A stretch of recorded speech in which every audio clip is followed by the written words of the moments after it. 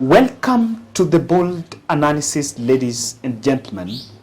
And as the family of Bold, I want to first take this opportunity to thank you for your valued support in this channel. And I promised you that we'll try to take it a notch higher. And I've had the single privilege of meeting a legend, an elder, Honorable Koigi Wamwere. This is an elder that deserves no introduction, a politician, a human rights activist, and one of the most interesting accolades is about a journalist and a writer, and that's why we share. Karibu sana, maybe introduce yourself a bit to our viewers. Yes. I don't know what to say in introducing myself, other than to say I'm Koigi Wamwere. Maybe some people have heard about me. Many people. And others may not have heard about me. I come across people who wonder whether I'm the same Koigi they used to hear about. Yes. And I have to give them that reassurance. Otherwise, they think I'm a fake. I've been faking my life. I couldn't have been alive for so long. But generally, that's what I am. This is where I grew up. Yes. In Nakuru. Yes. My parents were forest workers. Yes. This is where I went to school. Yes. And from here I went to Electorate. Then I went to the seminary. I wanted to be a priest, by the way. Yes. Until things went they went bad somehow. Yes. But not bad in the sense that anybody got hurt. Yes. It's just that people changed their careers. Yes. And then I started my politics here. Yes. After a period of being a student in the US. Yes. At Cornell University. Yes. Where I was lucky to meet true legends, people like Martin Luther King, people like Malcolm X, great people, who inspired me greatly. Wow. And who forced me to come back. Yes. To see whether I could participate in the struggle of change. Yes. In our country, rather than just be an admirer of other people's struggles and changes and so forth. Wow. So then I realized that I couldn't change things without being political, without going to parliament and fighting for change from there, where I thought that there would be safety. Soon I would find out that indeed parliament wasn't the place of freedom. Yes. It was a place where I would feel myself more incarcerated. Yes. Than free. Free. Wow. So that's in short. That was my life. And I'm glad you. I'm really worrying. You're saying in short. It's not short indeed. Okay. Yes, I choose to refer to you as an elder because I represent a generation. Yes, and I represent a generation. And on that note, I want us to pick it here. There is this bold statement that I think it came from Patrick Lumumba, that the people that fought for democracy, and you know your story, someone cannot write your story without mention of the fight for democracy. Yes. And the freedom in this country. Yes. Were never rewarded in the ballot. And I've never been rewarded in the ballot. What's your reaction to this? Well, sometimes they have been rewarded. Yes. I remember the first time that I tried going to parliament. Yes. 1974? 1974. Yes. I didn't make it. And to make it worse, I was in fact detained for daring to vie for parliament. Just daring to vie? Just daring to vie. God earned me 3 years and a half in Manyani prison. Yes. The detention wing of the big prison, or of the infamous prison where many Mau Maus had been incarcerated. Yes. When fighting for independence. Yes. After spending my time in detention, I came out and decided to try again when I succeeded. In 1979? In 1979, yes. Then I went to Parliament. I was there until 1982, from where I got a lot of acceptance from the people. Yes. I have always said that there are few elections where I found myself as accepted as that election of 1979. The voters here never demanded a shilling from me. This is the election that after you guys were released from prison by Martin Shikuku and Ngugi wa Thiong'o? We were with Ngugi wa Thiong'o. I was with some others not so well known. Yes. Kenyans. I also had a number of from Nakuru. We were quite a number. Yes. Then a few from Central Province. Yes. And others from Mandera and Wajir. Yes. We were quite a number. Yes. But what I was trying to say was that the electorate then was very accommodating. Yes. And they really understood what elections were all about, that it was about getting rid of bad leaders. Yes. And getting in the best possible leaders for themselves. Yes. They never asked for money, which is actually a miracle compared to now our politics today. I never spent any money. I had excellent dialogue with them. We agreed on why they were electing me and what I would do after getting into Parliament, that I would use Parliament for their liberation. And we achieved quite a bit until the government got irritated and rounded us up again for my daring, but not alone, because then I was part of a group that was called Seven Bearded Sisters. Yes. And all we were doing was trying to use Parliament to change things in the country. We believed that the struggle for independence had aborted. And indeed we had independence without freedom. Yet we had to have freedom. And by freedom I mean democracy. It's around that time that I became quite committed to the struggle for freedom and democracy, because it was quite clear that self-rule alone would not get Kenyans anywhere. No. They needed democracy, they needed freedom to be able to develop themselves. Yes. And I guess that is the same struggle that still goes on to this day. I want you to pick it up from there. Martha Karua and Raila Odinga was a hybrid ticket of liberators now coming to the voters. Yes. And also, it was also, the ticket also had the economic recovery aspect.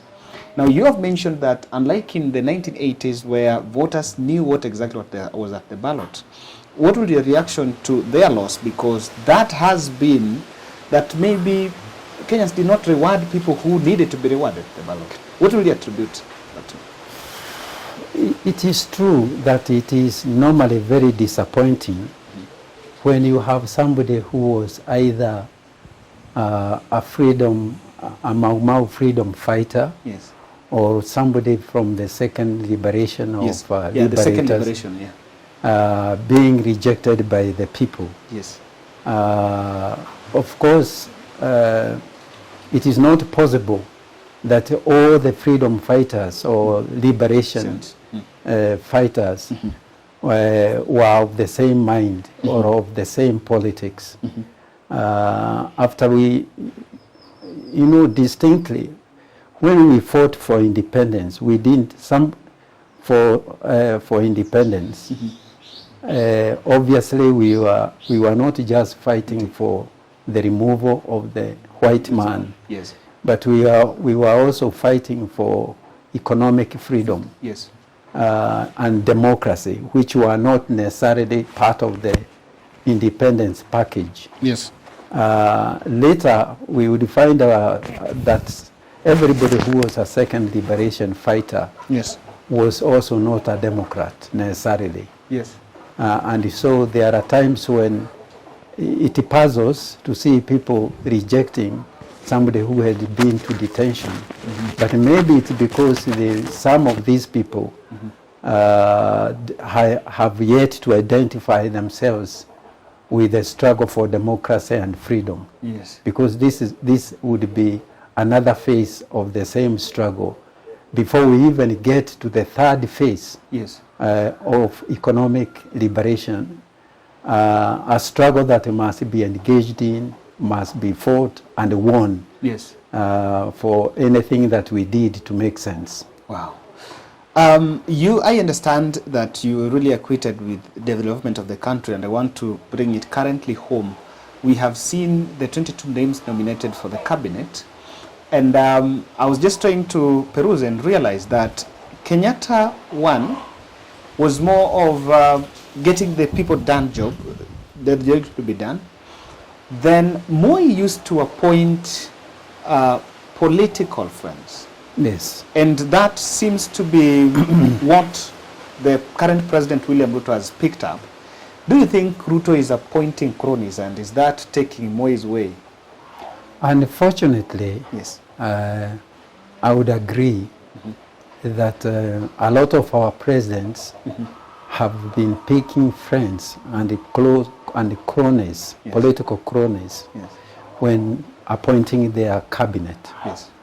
But I must say that when we start talking about how well one president has done in his appointments of the cabinet as compared to another, some people will shine where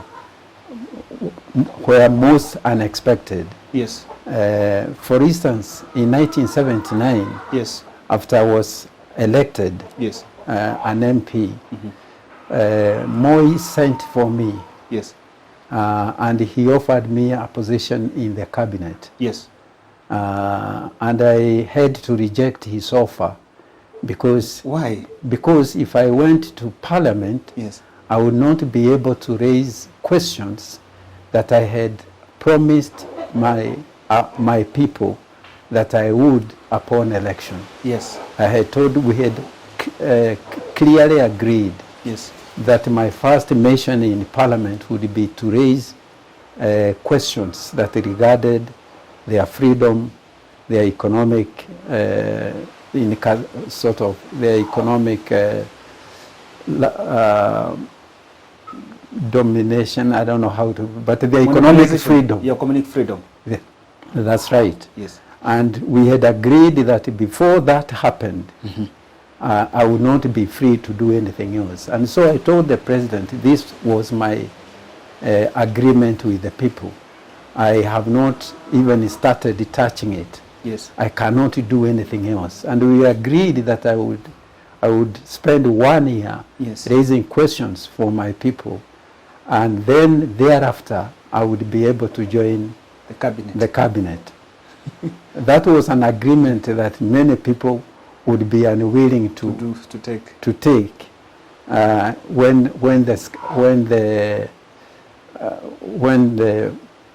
the matters to be gained, yes, are so important.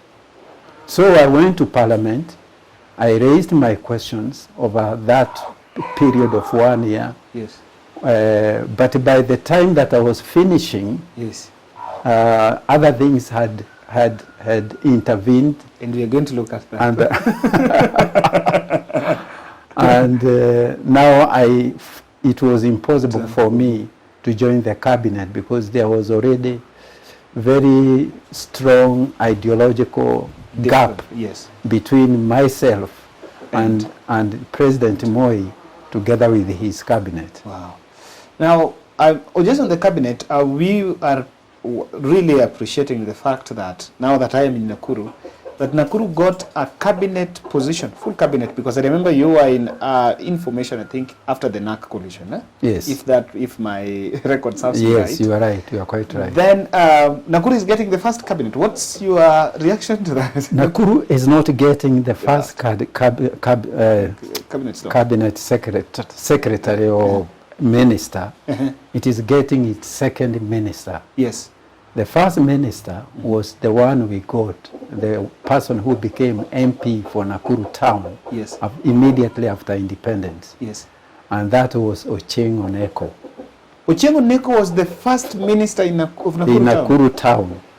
He was its first MP after independence and its first minister in the cabinet. Ochieng Oneko was a Luo? He was a Luo. He became we had a wonderful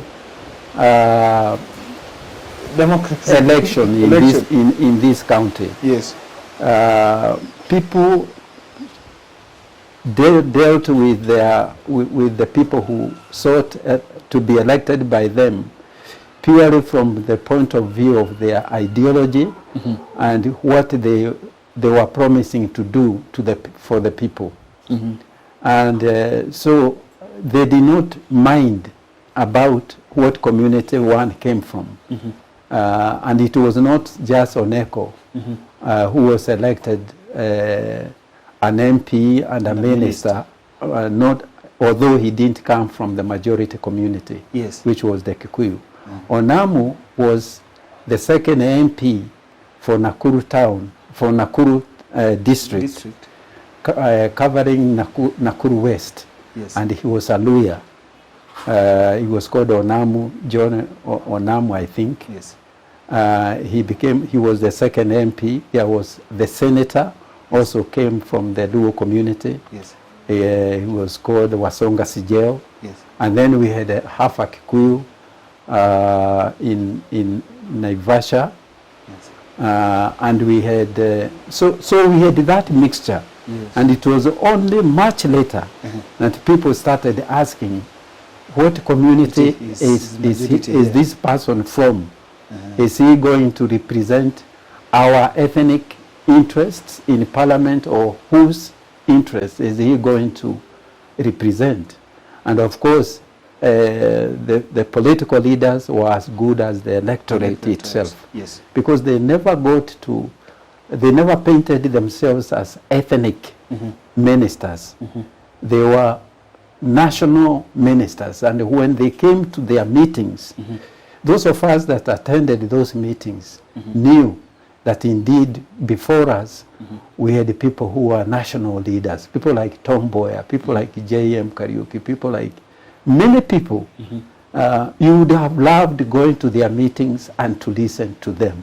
Because of the way they united the country. Wow. And the way they are, of course, at the same time, we had a very strong debate in the country over which way Kenya would go. Whether it would go the east, whether it would go to the east, which was socialist, yes, or go to the west, which was capitalist. And of course, the entire Western world ganged up to ensure that Kenya went the capitalist way, and the detention was restored, and people and an agreement amongst themselves that they would make sure that they kept Kenya capitalist, even if that meant its people would remain being poor. Wow. I want to look at something. So let me say this. Let me add this. That there were celebrations in Nakuru when the cabinet was picked by Ruto. Yes. And that was mainly because we had our second minister being appointed, but under different circumstances, because I've been asking myself whether I should celebrate the appointment of the new minister, because I'm not sure of his nationalist credentials. I am not about to celebrate and praise somebody's election unless I'm certain that he is going to make as good a minister as Tom Mboya, as Jaramogi, as Kenyatta, people who, despite their differences, they were known to be nationalists of the most acceptable caliber.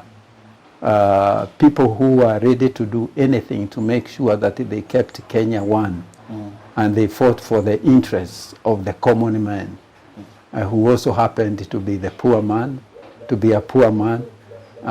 though coming from a background of the Mau Mau. And let me also mention that the area where we are, this is a place which was occupied by Mau Mau freedom fighters. Yes. After the government had failed to guarantee that it gave people land after independence. After independence. I want us to look at this briefly, but you will help me just get. I listened to Raila in the University of Nairobi, and he said, our soldiers are coming back after coups, and we are welcoming them with joy, with flowers. Kenyans have been still trying to understand. But in relation to that, Africa is experiencing that soldiers coups. have been coming home. Coming home after coups, and we are welcoming them with flowers. Yeah. He was insinuating on the fall of democracy, I think. Yeah. And I want to take you back to what topic I said we'll look at. Over the 1982 coup, there was an allegation that you were trained in Libya to come and dethrone Moi. Where did that put? No, I had actually never been to Libya. Yes. Or even to the Soviet Union. Yes. And the reason for it was because I knew that if I ever stepped into the embassy of the Russian Republic, yes, I would end up in detention. I had seen so many people who had been to Eastern Europe for education, who got completely isolated and completely destroyed merely because they were identified as communists. Yes. And I'm not sure that they were communists at all. These are people who had just gone there and for their education and nothing else. Now, we are, but by the way, remind me the question. I was asking, there was an allegation that you were trained in Libya to come and dethrone Moi. I was not trained in Libya. I was not trained in Soviet Union, but there was a time when I almost wished I had been there and been trained. When we got rid of democracy, after making Kenya a one-party state, de jure. This was a terrible happening in our country because we all knew that it would it might attract a coup, coup not dissimilar from the same kind of coups that we are now witnessing in Western Africa, in Western Africa. And why I'm saying that these things were bound to happen was because you can tell when people kill democracy, they are ushering in dictatorship. And you do not need an expert to tell you that. You can actually feel it, as we did when we made Kenya a one-party state. We all in Parliament cried of how we had betrayed the country, because we knew that making it impossible for changes to come democratically, we would attract the changes to come through the bullet. I mean, if it was either like Malcolm X said, either the bullet or the ballot. Now we were saying no to the ballot. We must have said yes to the bullet, and that's what happened. But they needed somebody to blame for what happened, and that's how I came to to have the lie that I had trained, and that in fact during the coup I was in Nanyuki issuing out uniforms when I was actually just here in Nakuru. We had already been told not to move out of our bedrooms, and so I was keeping the order from the new rulers who did not last much and whom we didn't know whether to support or not, because we didn't know them much. We didn't know them. But of course, people just wanted changes. Yes. And they would accept the devil himself if the devil promised them democracy, multi-party democracy. Yes. At the time when we were already sealing the fate of that multi-party democracy. Yes. I would want to look at one of the aspects, and one of our viewers actually, when I was telling him I've been granted an interview, he really took this one so keen. We have had a transition. Yes. You have the privilege of having witnessed, I think, all the transitions. Yes. If I'm not wrong. Yes, yes. What's your take? Do we have a peaceful transmission, or we have a stage-managed democracy? I think what we have are mainly staged-up democracies rather than real transmissions. But as you put it, I was there when during colonialism. Yes. As a young person. Yes. Who looked forward to Kenyans moving from the Egypt of pharaohs, which were colonialists. Crossing the Red Sea, getting into the desert, but not ending up after independence, not ending up in Canaan. In Canaan. We continued to get stuck in the desert. Yes. Then there was, of course, Kenyatta's time. And Kenyatta disappointed many of us. Yes. Because he was my hero as a young boy. I used to travel 20 miles just to come and listen to him. And I was totally convinced that this person would take us to heaven on earth. It was my total conviction. You will not believe that after the differences between himself and Jaramogi, between the difference between capitalists and socialists, we ended up with a system of dictatorship that was so brutal that Kenyatta put me in the same detention, me as being one of his, who looked up to him as their hero. And yet he put me in the same detention he was put by the colonialists. That was after he had come to power. He invited me to his Kabrak home. And I remember asking him whether he would agree to be Moses, to be Joshua, who took the leadership of the Israeli nation after independence. So I told him that I know Kenyatta did not manage to get us up to the promised land, to Canaan. But the struggle goes on. Yes. And I told him of an incident where we were coming from a meeting in Nyahururu, and we were going to his home. And as we were having breakfast, he had invited me to his home after that meeting. And we got there quite early. So as we were having our breakfast, I asked him whether he was prepared to be Joshua. And he asked me why, and I told him that the people of Kenamba, where we had been for the meeting, were waved at his motorcade, calling for Joshua to liberate them from the desert where they were left by Kenyatta. So guys, I need to do a disclaimer. We were shooting in the middle of this interview. It started raining, and I know you guys are so much interested to listen to this, and I promise you that we are almost coming to the end of it.